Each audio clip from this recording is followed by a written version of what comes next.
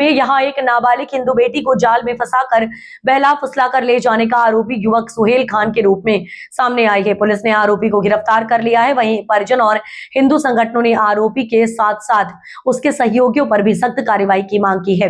मंडीदीप के मंगल बाजार से बहला फुसलाकर सुजालपुर ले गया। मामले को लेकर विश्व हिंदू परिषद के मंत्री सुरेंद्र कीर ने कहा कि आरोपी युवक ही नहीं बल्कि उसे सहयोग देने वाले दोस्त, उसके माता पिता, दोनों भाइयों और अन्य लोगों को भी इस मामले में आरोपी बनाया जाना चाहिए। संगठन ने पूरे मामले में सख्त कार्रवाई की मांग की है और कहा है कि दोषियों को किसी भी कीमत पर बख्शा नहीं जाएगा।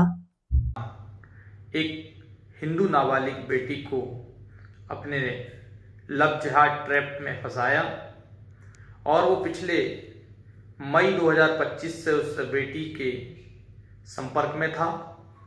धार्मिक स्थानों, धार्मिक परंपराओं, हिंदू धर्म रीति रिवाजों की हमेशा वो लड़की से तारीफ किया करता था और ये भी बताया करता था कि मैं धार्मिक रीति रिवाजों को बहुत मानता हूँ।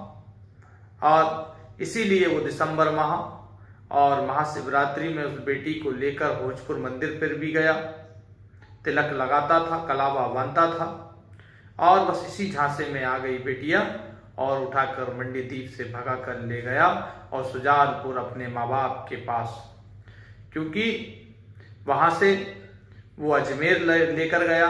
अजमेर में लव जिहाद को बढ़ावा दे रहे उसके साथी उनका इंतजार कर रहे थे और उन्हीं के कमरे पर उन्हीं के साथ लगभग 2 से 3-4 दिन वहाँ रुका। अजमेर की दरगाह पर उस नाबालिग बिटिया को मट्ठा टिकाकर वो वापस लेकर आया और सुजालपुर में अपने माँ बाप के साथ उसको रखा। उसके बाद भनक पड़ी, प्रशासन अलर्ट हो गया तो वो उसे गुजरात भगा कर ले गया।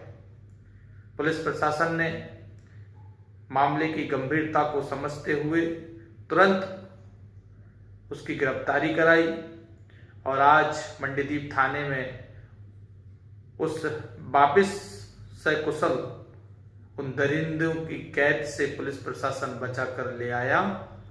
लेकिन पुलिस प्रशासन ने अभी तक सिर्फ आरोपी सुहेल खान पर एफआईआर दर्ज की है।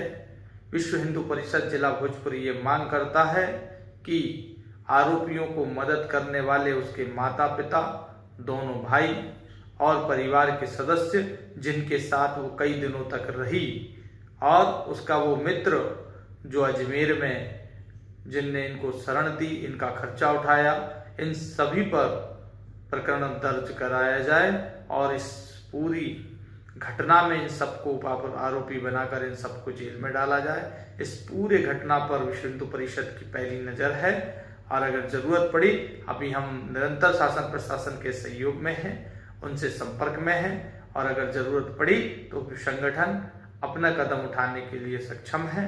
तो यही मैं में एक नाबालिग बच्ची का कोई मामला सामने, क्या पूरा वो मामला है?